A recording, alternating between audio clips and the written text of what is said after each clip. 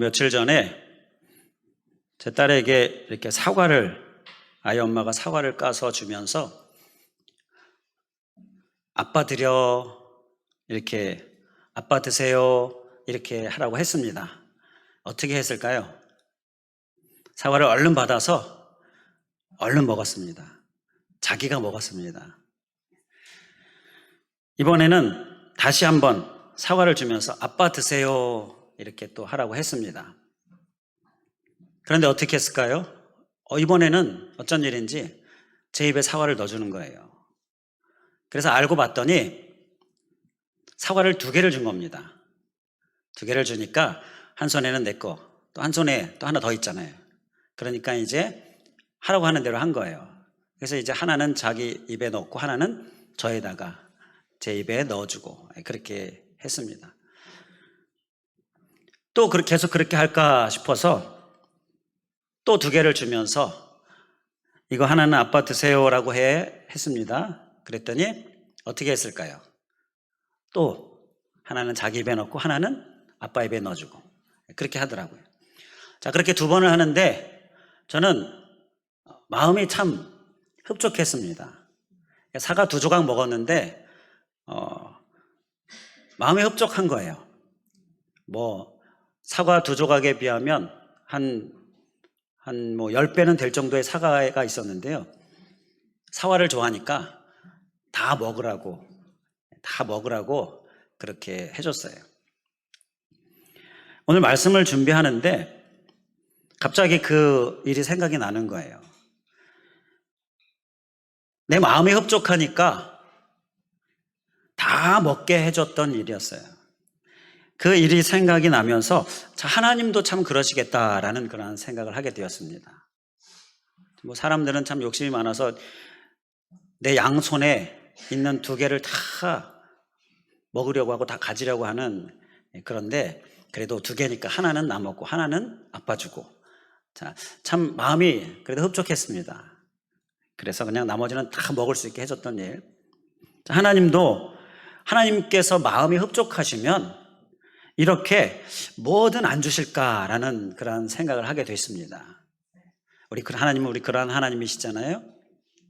흡족하게 해드리면 하나님은 정말 뭐든지 다 주실 그러한 하나님이십니다. 오늘 말씀의 제목이 바로 그 하나님을 말씀하고 있어요. 연락과 보답의 하나님. 연락이다라는 말에서 이 열이라는 뜻은요, 기쁠 열을 씁니다. 기쁠 열. 그러니까 하나님께서 기뻐하시는, 그래서 하나님께서 흡족해 하시는 그 드림, 바로 그것이 연락이에요. 그것을 하나님 받으신다는 거죠. 자, 그러면 하나님은 그냥 연락하시고 가만히 계시는 하나님이 아니라 보답하시는 하나님, 반드시 우리에게 보답해 주시는 하나님이시다. 또 그렇게 말씀하고 있습니다. 앞서 말씀드렸던 것처럼 흡족하시면 뭐든 안 해주시겠습니까? 사실 하나님은 연락이 목적이 아니십니다. 연락, 받으시는 것, 이것이 목적이 아니라 보답이 목적이십니다. 우리에게 많은 것을 부어주시길 원하십니다. 그런 하나님이시기 때문에 우리의 이 정성, 우리의 정말 흡족히 여기시는 그 드림, 기뻐 받으시는 그 드림의 모습을 원하시는 것입니다. 그것을 통하여 보답하시는 하나님이시기 때문이죠. 오늘 연락과 보답의 하나님은 역대상에서 말씀하시는 하나님입니다. 성경의 각 권들은 하나님에 대하여 고유하게 특별하게 말씀하시는 부분이 있는데 역대기 상을 보니까 연락의 하나님, 보답의 하나님을 대표적으로 말씀하고 있어요. 그래서 오늘은 이 연락과 보답의 하나님을 우리가 함께 살펴보려고 합니다. 우리 연락하시는 하나님, 또 흡족하시면 또 무엇이든지 다 부어주시는 이런 보답의 하나님, 이 하나님을 우리가 사모하시면서 또 기억하시는 의미로 우리 한번 함께 따라해 주시면 감사하겠습니다. 연락과 보답의 하나님. 우리 하나님 연락과 보답의 하나님인데요. 자, 오늘 본문이 역대상 17장인데 제가 이 17장 말씀을 쭉 보니까 참 하나님과 다윗 사이에 정말 아름다운 대화가 오고 가더라고요. 제가 성경을 성경 말씀 전체를 여러 번 보면서 말씀도 준비하면서 참 아름답다, 이 대화가 아름답다 생각한 것이 바로 이 역대상 17장이었습니다. 참 성경의 하나님과 사람과의 대화 중에서 한 장 전체가 이런 대화인데 정말 이런 아름다운 대화도 없겠다 싶은 생각이 들었어요. 바로 이 역대상 17장입니다. 1절 말씀 우리 한번 보실까요? 1절 말씀에 보면 우리 함께 1절 말씀 우리 함께 한 목소리로 봉독하겠습니다. 시작. 다윗이 그의 궁전에 거주할 때에 다윗이 선지자 나단에게 이르되 나는 백향목 궁에 거주하거늘 여호와의 언약궤는 휘장 아래에 있도다. 아멘. 이 말씀은요, 다윗이 하나님에게 성전을 지어드리고 싶습니다 라고 이렇게 말씀드리는 거예요. 중간에 나단 선지자를 통하여 이렇게 나단 선지자가 중간 역할을 하죠. 자, 다윗이 하나님께 자신의 마음을 고백하는 겁니다. 나는 지금 이 백향목으로 지은 궁에서 이렇게 좋은 곳에서 지내고 있는데 하나님의 언약궤는 지금 휘장 안에 있다. 휘장은 뭐예요? 천막을 이야기하는 건데요. 그 휘장 천막에 있는 것이 이게 말이 되느냐라는 거예요. 이거 도저히 내가 두고 볼 수가 없다라는 것입니다. 자, 이것이 다윗의 마음이었어요. 하나님께서 막 흡족히 여기시는 그 하나님의 마음을 우리가 볼 수 있지 않습니까? 다윗의 이 고백, 이 마음에 하나님께서 흡족하셨어요. 그래서 아니나 다를까 8절부터 10절 말씀 우리가 읽은 본문의 말씀에 보게 되면 하나님께서 다윗에게 보답의 말씀, 복의 말씀을 하십니다. 이 흡족해 하신 하나님께서 알았다, 네 마음 알았다 그러시면서 복을 말씀하셔요. 자, 세 가지를 말씀합니다. 먼저 8절 말씀에서 보게 되면 다윗 자신에게 복을 주십니다. 8절 말씀을 요약하면 이거예요. 너의 이름을 존귀하게 해주겠다라는 것입니다. 너의 이름을 존귀하게 해주겠다. 다윗 자신에게 해당하는 보답을 말씀하십니다. 하나님이 다윗을 정말 존귀하게 해주셔요. 자, 그리고 9절 말씀에서 보게 되면 또 한 가지 보답의 말씀, 복의 말씀을 하시는데요. 9절 말씀은 다윗의 사업장에게 복을 주시겠다라는 것입니다. 다윗은 왕이죠. 그럼 왕으로서의 사업은 뭡니까? 나라를 다스리는 거죠. 왕으로서의 사업장은 어디예요? 나라죠. 자, 9절 말씀을 요약하면 너의 나라가 모든 공격으로부터, 모든 해치는 것으로부터 내가 너의 나라를 지켜주겠다는 거예요. 너의 사업장을 지켜주겠다는 거예요. 그 말씀은 10절에도 이어지는데요. 적의 공격으로부터 하나님께서 지켜주시겠다. 승리하게 해주시겠다. 이렇게 우리에게 적용하면 이러한 사업에게 우리의 행하는 모든 일 가운데에 보답의 말씀, 복을 주시는 말씀을 하고 계시는 것입니다.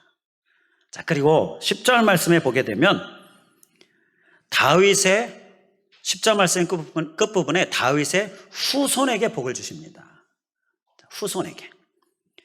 자, 왕조를 10절 말씀 끝부분에 보게 되면 왕조를 세우겠다 하시는데요. 이 왕조는요, 다윗뿐만 아니라 다윗의 후손들이 계속 왕으로 세워지는 걸 이야기하는 거예요. 그래서 왕조가 되는 겁니다. 바로 이러한 후손에게 주시는 복을 보답으로 말씀하고 계시는 것입니다. 할렐루야. 이렇게 보답하시는 하나님을 이 17장에서 그 하나님의 말씀을 우리가 볼 수 있는데요. 다윗이 이러한 하나님의 말씀에 또 어떻게 반응합니까? 어떻게 응답합니까? 하나님께 감사해요. 16절 이하에 보게 되면 하나님께 감사하는 그러한 감사의 기도가 쭉 나오는데요. 16절을 보게 되면 16절 말씀은 이겁니다. 내가 무엇이관데 이토록 큰 계획을 세워주십니까? 또 17절에는 너무 분에 넘치는 영광입니다. 이렇게 하나님께 감사하고 있는 것입니다. 정말 아름다운 대화 아닙니까? 하나님께 흡족하게 해드리는 그 다윗의 마음. 하나님이 흡족하셔서 다윗에게 복을 주시는 보답의 말씀을 주시고 보답을 약속하시고 또 다윗은 감사해서 하나님 감사합니다. 정말 아름다운 대화가 아닙니까? 이렇게 아름다운 대화, 이러한 아름다운 삶의 모습을 이 17장에서 보면서요, 저는 참 사모하는 마음이 많이 들었습니다.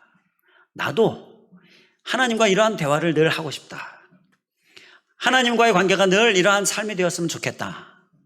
하나님의 마음에 흡족하게 해드리고, 그리고 하나님은 흡족하셔서 기쁘셔서 연락하셔서 보답으로 많은 복을 주시고, 그리고 가만히 있을 수 없죠. 하나님 감사합니다. 많은 감사를 하나님 앞에 올려드리고, 이러한 모습, 이러한 아름다움 정말 사모하게 되었는데요. 아울러서 우리 사랑하는 성도 여러분도 이러한 아름다운 하나님과의 대화가 있을 수 있기를 정말 간절히 원하는 마음이 들었습니다. 이런 아름다운 삶, 우리 모두의 삶이 될 수 있기를 간절히 원합니다. 어떤 모습이에요? 하나님께 흡족하게 해드리는 모습. 하나님께서 흡족해서 기쁘셔서 받으시는 이러한 연락, 그러한 삶이 우리에게 있고요. 그럼 하나님은 가만히 안 계시잖아요. 보답하시는 거예요. 나 자신에게, 우리 자신에게, 그리고 우리의 사업에게, 우리 행하는 일 가운데, 그리고 우리의 후손에게, 우리의 가정과 후손에게 이러한 종합적인 모든 것의 복으로 보답해 주시는 하나님, 그 하나님 경험하고요. 그리고 가만히 있으면 안 되죠. 어떻게 해야 합니까? 하나님께 감사하고요. 그러한 우리의 모습, 이러한 아름다운 모습, 우리의 모습이 되기를 간절히 원합니다. 아멘이시죠? 자, 오늘 말씀이 이러한 아름다운 모습이 우리 안에 있기를 위해서 필요한, 우리가 하나님 앞에 드려야 할 정성, 바로 그것을 우리에게 말씀하고 있어요. 자, 연락하시는 하나님, 그 하나님께서 연락하시기 위하여 우리가 하나님께서 흡족하시도록, 하나님께서 기뻐 받으시도록 드려야 하는데, 자, 그 드림에 필요한 정성, 자, 그것이 무엇일까? 우리가 말씀을 나눌 때에 나의 정성 삼으시기를 주님의 이름으로 간절히 축원을 드립니다. 꼭 나의 정성으로, 나의 모습으로 소유해야 될 줄 믿습니다. 이 보답에 대해서 한 번 더 좀 생각을 해보면요, 실제로 말씀을 계속 보니까 하나님께서 다 그대로 보답하십니다. 말씀대로 보답하셔요. 다윗의 후손에게 복을 주시겠다라고, 이런 왕조를 세우시겠다라고 한 그 말씀, 하나님께서 철저하게 지키십니다. 이제 이스라엘이 북이스라엘과 남유다로 갈라지게 된 후에 다윗의 후손이 남유다의 왕이 되는데요, 남유다의 왕들을 쭉 보니까 계속 다윗의 후손이 이어갑니다. 북이스라엘은 그렇지 않았는데요, 남유다는 다윗의 후손이 계속 왕위를 이어가요. 중간에 막 모반하고 반란을 일으키는 일도 있습니다. 그래서 왕의 후손, 왕이 될 후손들, 자손들이 다 죽게 되어지는 상황이 일어나기도 하는데, 그런데 하나님께서 한 명을 살리십니다. 살려두셔요. 숨기게 하시고 살아있게 하십니다. 그가 왕이 되게 하셔요. 이렇게 하나님께서 후손에게 왕조를 세우시겠다라고 하는 이 보답의 약속을 결국 끝내 지키시는 하나님, 그 하나님을 볼 수가 있습니다. 그리고 또 우리가 17장을 봤는데 18장을 좀 잠시 보실까요? 18장을 한 장 넘기셔서 18장을 보시면 나라에게, 그러니까 사업에게 하나님께서 보답으로 복을 말씀하셨잖아요. 자, 나라를 해당하지 않게 해주시고 패하지 않게 해주시고 이러한 보답의 말씀을요 지키시는 것을 보게 되는데요, 18장 보면은 다윗이 계속 전쟁을 하게 되는데 전쟁마다 하나님께서 승리하게 해주십니다. 1절에 보게 되면 블레셋과의 전쟁이 나오는데요, 블레셋을 쳐서 항복을 받고 승리하게 해주시죠. 1절에서 그 승리를 증거하고 있습니다. 또 2절에도 보면 모압을 침해 모압 사람이 다윗의 종이 되어 승리하게 하신 것이에요. 그리고 3절에 보게 되면 소바왕 아닷 에셀을 쳐서 하맛까지 이르고 승리하게 해주십니다. 그리고 6절에 보게 되면 아람 사람이 다윗의 종이 되어 아람도 승리하게 해주시네요. 6절 끝부분에 보게 되면 다윗이 어디로 가든지 여호와께서 어떻게 하게 해주셨다고요? 이기게 하십니다. 어디로 가든지. 계속됩니다. 7절에도 보면 하닷 에셀의 금 방패를 빼앗았다. 또 이러한 승리와 이러한 이기게 하시는 하나님을 증거하고요. 13절을 보게 되면 에돔 사람이 다 다윗의 종이 되니라. 또 이기게 하시는 거예요. 13절 후반부에 또 반복합니다. 다윗이 어디로 가든지 여호와께서 이기게 하셨더라. 이렇게 말씀하고 있습니다. 보답의 말씀을 이렇게 철저히 지키시는 하나님을 볼 수가 있는 것입니다. 이렇게 보답을 목적으로 두시는 하나님. 하나님은요, 우리에게 연락을 목적으로 두시는 게 아니라 사실은요, 보답을 목적으로 두고 계시는 거예요. 그러니까 우리가 연락하기를 원하시는 것은요, 보답해 주시길, 너무나 많은 것을 주고 싶으신데 그를 위하여 우리의 정성을 보기를 원하시는 것입니다. 우리의 정성을 하나님 앞에 보여드릴 수 있는 우리의 모습 되기를 간절히 원합니다. 자, 이 역대 상에는요, 크게 두 가지 하나님을 향한 다윗의 정성이 나옵니다. 자, 나의 정성 삼아야 되겠는데, 자, 우리 함께 보도록 하겠습니다. 그 중에 하나가 하나님의 계획, 법궤를요, 예루살렘 성으로 옮기는 그 정성입니다. 하나님이 이것을 흡족하게 받으시는데요. 법궤를 예루살렘 성으로 옮긴 일이 왜 하나님께 기쁨이 되었는가? 왜 하나님이 기뻐 받으시는 정성이 되었는가? 그것은요, 법궤에 담겨있는 의미를 생각해 보면 알 수가 있습니다. 다윗이 법궤를 소유하고 싶어서 그거를 우상시에서 옮겨오려고 한 것이 아니고요. 법궤에 담겨있는 의미가 다윗에게는 너무나 귀하고 중요했습니다. 그래서 그 의미가 담겨있는 법궤를 가져오려고 했던 것입니다. 실제로 예루살렘 성으로 옮겨오잖아요. 자, 그 법궤에 담겨있는 의미가 뭡니까? 법궤는요, 하나님의 임재를 의미합니다. 다윗은 이 하나님의 임재가 너무나 귀하고 중요했어요. 지성소의 법궤 위 속죄소, 법궤를 덮고 있는 뚜껑 속죄소에 하나님이 임재하신다라는 말씀. 자, 하나님께 성막을 짓고서 거기서 하나님께 제사를 드릴 때에 하나님이 임재하시는데요. 어디에 임재하셨느냐? 바로 법궤 위에 임재하셨어요. 바로 이런 하나님의 임재를 상징하는 이 법궤. 다윗에게는 이 하나님의 임재가 너무나 중요했습니다. 그래서 전에도 말씀을 나눴던 것처럼 다윗이 범죄했을 때에 막 통회하면서 회개했는데 그 회개의 기도문에 보면 하나님의 임재가 자기에게서 사라질까 봐 그것을 너무나 염려하고 있는 모습을 보게 되었죠. 하나님의 임재가 너무 귀했어요. 그래서 다윗은요, 이 하나님의 임재의 의미가 담겨있는 법궤를 가까이에, 그리고 예루살렘 성이라고 하는 그 나라의 중심에 모셨다라는 것입니다. 그리고 법궤는요, 또 하나님의 보호를 의미합니다. 자, 그 하나님의 보호가 담겨있는 말씀이 이스라엘 백성들이 요단강을 건널 때의 말씀에서 우리가 볼 수가 있습니다. 여호수아 3장 14절에 보게 되면 제사장들이 언약궤를 메고 백성 앞에서 나아가니라. 이스라엘 백성들이 요단강을 건널 때 앞장선 것이 하나님의 법궤였어요. 자, 그런데 그 앞장서던 법궤가 계속 앞장서 갔느냐? 그렇지 않았습니다. 여호수아 3장 17절을 보게 되면 언약궤를 맨 제사장들은 요단 가운데 마른 땅에 굳게 섰고, 말씀이 있습니다.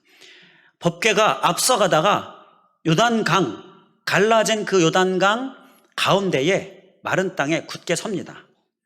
그리고 이스라엘 백성들은 그 법궤를 보고 지나면서 요단강을 다 건너가는 거예요. 계속 앞서간 것이 아니라 중간에 멈춰 섭니다. 왜 그랬을까요? 왜 그랬을까요? 자, 계속 앞서갔다면요, 이스라엘 백성들이, 뒤 이어가는 이스라엘 백성들, 또 중간쯤 가는 이스라엘 백성들, 그리고 저 끝부분에 있는 이스라엘 백성들은요, 아마도 마음이 조마조마했을 것입니다. 왜요? 이 갈라진 물이 혹시나 덮치지는 않을까? 좌우 물을 보면 두려운 마음이 들 수 있잖아요. 베드로가 예수님을 보면서 물 위를 걸을 때는 잘 걷다가 주위의 풍랑을 보고는 두려운 마음에 물속에 빠져들어가게 되죠. 자, 이스라엘 백성들이 좌우에 그 요동치고 있는 그 물을 보면서, 강물을 보면서 두려운 마음 들 수 있었을 겁니다. 그런데 법궤가 딱 하니 가운데, 요단강 가운데 서 있습니다. 자, 그것을 보는 이스라엘 백성들은 지나가면서 어떤 마음이겠습니까? 어떤 마음이겠습니까? 마음이 든든하죠. 두려움이 없습니다. 법궤가 딱 버티고 있잖아요. 하나님이 딱 버티고 있잖아요. 하나님의 보호하심이 느껴지죠. 그러니까 편안하게, 마음 든든하게 이 갈라져 있는 요단강, 그 좌우에 정말 막 요동치고 있는 물을 봐도 하나도 두렵지 않게 요단강을 다 건너가는 겁니다. 다 건너가니까 제일 끝에 법궤가 이제 이동을 한 거예요. 그래서 이스라엘 백성들이 다 건너고 제일 마지막에 법궤가 이제 건너가게 되어지는 것입니다. 이러한 이동 방법은요, 그 안에 정말 하나님의 보호하심을 강하게 느낄 수 있는 정말 큰 깨달음이 담겨져 있다는 것입니다. 이러한 하나님의 보호하심이 그 법궤의 의미예요. 이 하나님의 보호하심이 다윗은 너무나 귀하고 중요했습니다. 그러니 가까이 모셔야 되는 거예요. 그러니 중심에 모셔야 되는 거예요. 이것이 다윗의 모습이었어요. 또 법궤가 어떤 의미가 있습니까? 하나님의 능력을 의미합니다. 하나님의 능력. 요단강이 언제 갈라지죠? 요단강이요, 여호수아 3장 15절 16절에 보게 되면 궤를 맨 제사장들의 발이 물가에 잠기자 곧 위에서부터 흘러내리던 물이 그쳐서라고 말씀하고 있습니다. 바로 법궤가 이동할 때에 그 법궤는요, 요단강을 갈라지게 하는 능력을 행하게 됩니다. 하나님의 능력이죠. 이렇게 하나님의 궤는, 법궤는 어떤 의미가 있느냐? 바로 하나님의 능력을 의미하는 거예요. 하나님의 기적을 의미하는 거예요. 열리게 하시는 하나님의 놀라운 역사를 의미하는 것입니다. 꼭 있어야 되지 않겠습니까? 그래서 다윗은 이 하나님의 능력이 너무나 귀해서 그 의미가 담겨있는 법궤를 가까이에, 중심에 모시길 원했다라는 것입니다.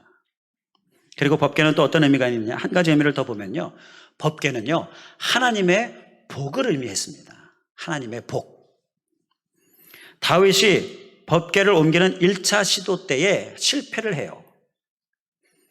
그래서 법궤를 잠시 머물게 하는데요, 누구의 집에 머물게 하느냐? 오베데돔의 집에 머물게 하잖아요. 그런데 법궤가 머물러 있는 오베데돔의 집에 무슨 일이 일어났습니까? 역대상 13장 14절에 보게 되면 여호와께서 오베데돔의 집과 그의 모든 소유에 복을 내리셨더라. 복이 임하게 됩니다. 법궤는요, 바로 이런 하나님의 복을 의미해요. 다윗은 이 하나님의 복을 또한 귀하게 여겼습니다. 그래서 법궤를 가까이에, 중심에 모셨다라는 것입니다. 이러한 의미가 담겨있는 법궤, 하나님의 임재, 하나님의 보호, 그리고 하나님의 능력, 기적, 그리고 하나님의 이 복, 정말 좋죠. 정말 중요하죠. 맞습니까? 그래서 다윗은요, 가까이에, 중심에 모셨어요. 이러한 의미가 담겨있는 법궤가 우리에게 있어야 하겠습니까? 없어도 됩니까? 있어야죠. 꼭 있어야 합니다. 가까이 있어야 하겠습니까? 아니면 좀 멀리 있어도 됩니까? 가까이 있어야 합니다. 중심에 있어야 하겠습니까? 아니면 저 구석에 있어야 하겠습니까? 중심에 있어야 합니다. 이것이 다윗의 마음이고요, 그리고 우리의 마음이 되어야 될 줄 믿습니다. 이 마음, 이 정성을 하나님께서 흡족하게 받으신 것입니다. 하나님의 임재를, 하나님의 보호를, 하나님의 복을 다른 그 무엇보다 가장 중요하게 여긴 거예요. 그래서 보면요, 다윗이 이 통일왕국의 왕이 되고 나서 가장 우선적으로 급선무로 행한 일이 무엇이냐 보니까 하나님의 궤를 옮기는 일이었어요. 가까이 예루살렘 성으로 옮기는 일이었어요.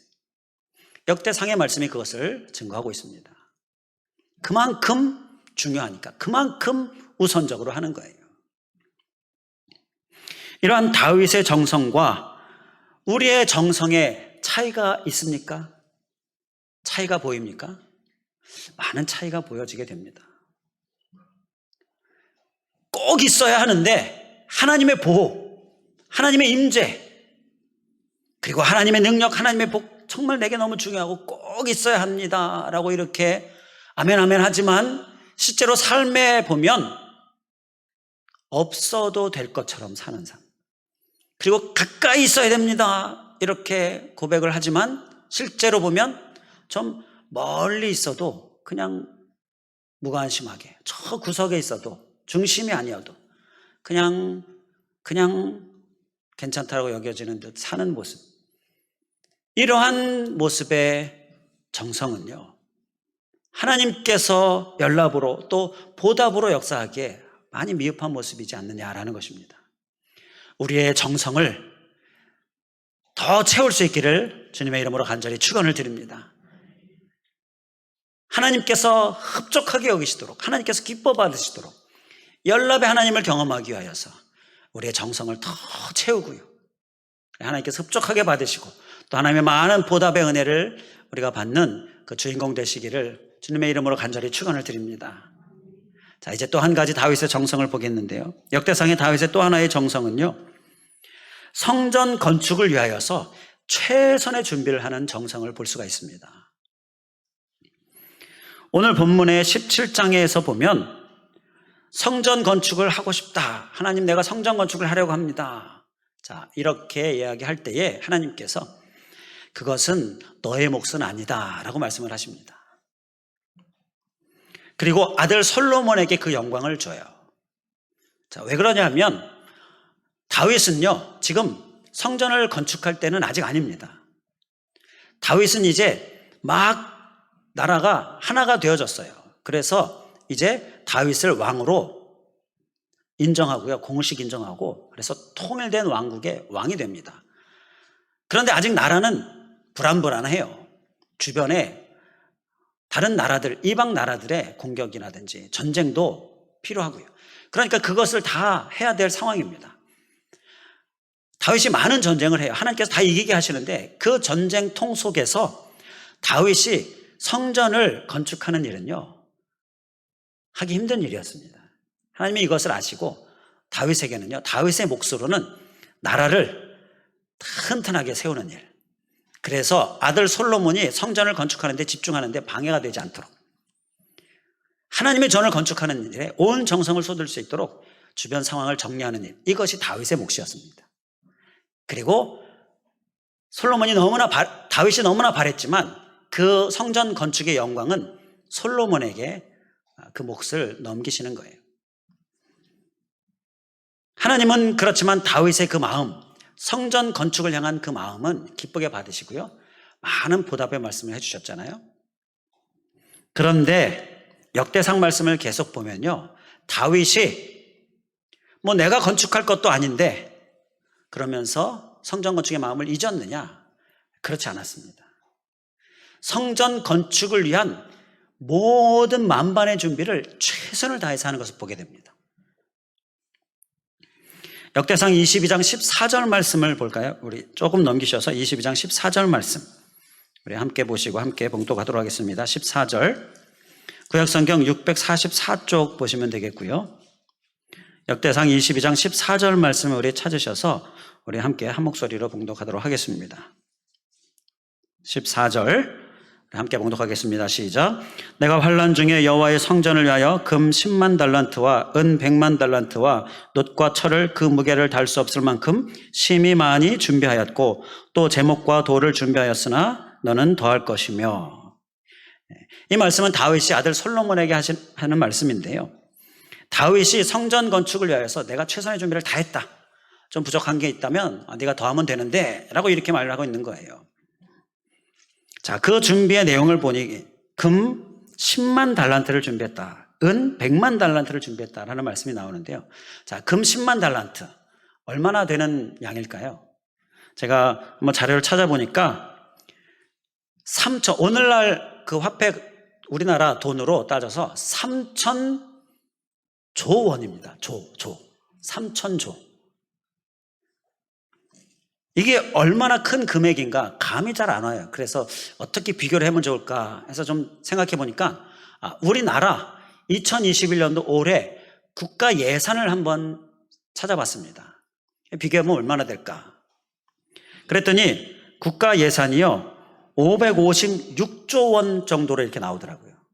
자, 556조 원. 뭐 좀 많이 쳐서 600조 원이더라고. 그렇게 생각을 했을 때에도 3천조 원이면요 5배입니다. 5배.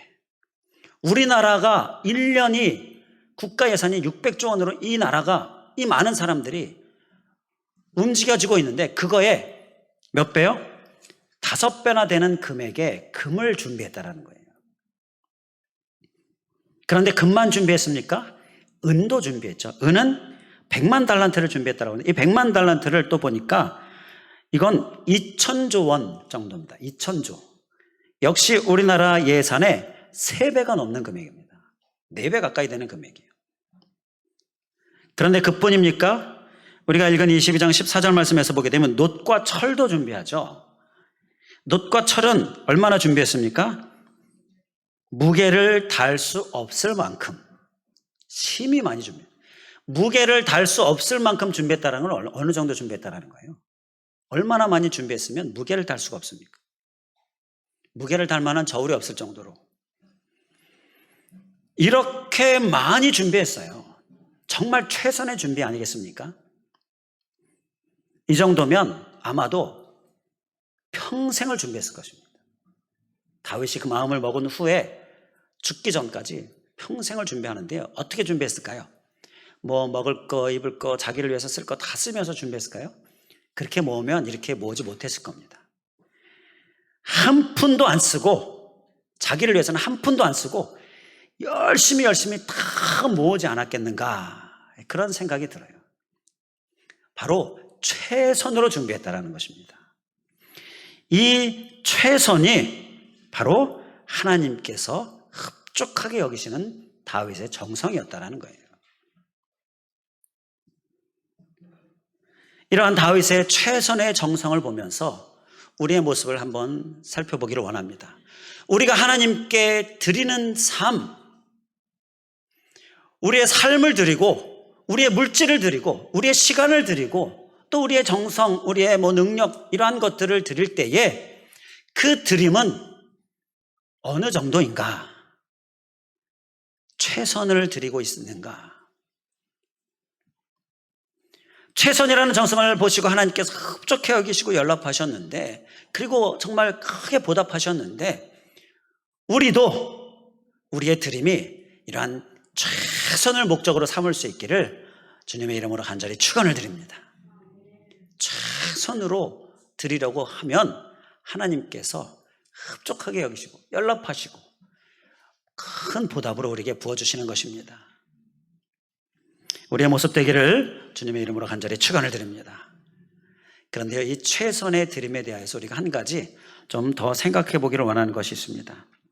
만약에 하나님께서 아들 솔로몬이 아니라 다른 사람에게 성전을 건축하게 하겠다라고 이렇게 말씀하셨다면 다윗이 이렇게 최선의 준비를 했을까요? 안 했을까요? 알 수 없죠. 알 수 없죠. 우리가 그냥 추측해 보는 건데요. 그런데 저는 다윗도 사람인지라 최선은 최선은 아니지 않았을까 그런 생각이 들었습니다. 최선까지는 아니었겠다 싶은 생각이 들었어요.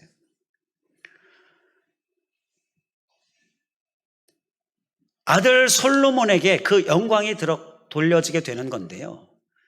자, 그것을 생각하면 최선의 준비가 뭐가 어렵겠습니까? 최선의 준비를 하는 거예요. 예전에 한번 들려드렸던 그런 이야기인데요. 어떤 한 전도사님이 간증을 하는데 꿈에 막 숲을 정말 밀림 같은 숲을 막 헤집고 가고 있는 거예요. 자기가. 손에는 이게 낫 같은 그런 것이 들렸는데 막 낫으로 이 숲을 나무 가지를 치면서 길을 만들면서 가고 있는 거예요. 얼마나 힘들지. 가다가 넘어지고 그런데도 다시 일어나서 막 헤치고 가는 거예요. 그러다가 도저히 못 가고 쓰러졌습니다. 쓰러져서 털썩 주저앉아서 도저히 못하겠다 그러면서 문득 뒤를 돌아봤는데 뒤에 누군가가 오고 있는 거예요. 자기가 만들어 놓은 그 길을 편안하게 걸어오고 있는 겁니다. 자세히 봤더니 자기 아들이에요. 그것을 보자 이 전도사님이 힘을 내서 벌떡 일어나서 그 힘이 어디서 났는지 모르게 계속해서 길을 만들고 있는 그러한 꿈, 그러한 간증을 들은 기억이 있었는데요. 자, 무엇이 그 힘을 내게 했느냐? 이 수고와 이 애쓰는 것은 그 혜택과 그 편안함을 지금 아들이 누리고 있다는 것을, 그 영적인 모습을 봤기 때문인 것입니다. 우리가 심으면요, 하나님은 반드시 열매를 맺게 해주십니다. 최선의 심음은 우리에게 보답으로 하나님께서 우리에게 열매를 맺게 해주시는데, 그 보답이 세 가지가 있었죠. 나 자신에게, 그리고 나의 사업 가운데에, 내가 행하는 일 가운데, 그리고 후손에게. 그런데 특히 후손에게 보답. 그렇기 때문에 우리는 더 힘써 심어야 될 줄 믿습니다. 최선의 정성, 우리가 심음으로 인하여서 연락의 하나님, 보답의 하나님, 그 경험의 주인공 되시기를 주님의 이름으로 간절히 축원을 드립니다. 기도하겠습니다. 할렐루야. 감사하신 하나님, 오늘 역대상을 통하여 연락의 하나님, 보답의 하나님을 말씀하시는 그 하나님을 깨닫고 또 우리 마음 심령에 새기고 또 삶을 다짐하게 하여 주시니 감사를 드립니다. 우리가 하나님 앞에 드리는 것 정말 최선의 드림을 원하시고, 그리고 우리가 하나님 앞에 하나님을 대할 때에 하나님의 임재와 하나님의 보호와 그 하나님의 능력, 하나님의 복을 가장 귀하게 여겨서 가장 급선무로, 가장 우선으로 삼아서 가까이에, 그리고 중심에 그 모시는 그 마음을 하나님께서 보시기 원하시는데, 하나님 우리의 모습이 어떠한가 살피게 하여 주시니 감사를 드립니다. 정말 꼭 있어야 할 것으로, 그리고 그래서 가까이, 그래서 중심에 모시는 이 다윗의 이 정성, 하나님 내게도 있기를 원합니다. 없어도 될 것처럼, 또 멀리 있어도 상관없고, 그리고 저 구석에다 처박아 두는 것처럼 이렇게 하나님에 관하여, 하나님의 임재에 관하여서 우리가 소홀히 여기지 않게 하여 주시고, 하나님을 항상 나의 최우선으로, 1순위로, 중심의 모심으로 하나님의 마음에 흡족한 우리의 심령 되게 하여 주시옵소서. 또 아버지 하나님께 드림에 있어서 나의 삶을 드리고 나의 물질을 드리고, 그리고 나의 시간을 드리고 나의 능력, 또 나의 모든 것을 드릴 때에 최선의 정성, 하나님 이것이 또한 하나님께 우리가 하나님을 향한 우리의 마음 되게 하여 주시고 우리의 정성 되게 하여 주셔서 하나님 흡족히 받으시고, 우리 자신에게, 그리고 나의 사업 가운데, 나의 행하는 일 가운데, 그리고 나의 후손에게 주시는 이 보답의 은혜가 우리에게도 다 경험되어질 수 있도록 주님 인도하여 주시옵소서. 간절히 간구하오며 예수 그리스도의 이름으로 기도하옵나이다. 아멘.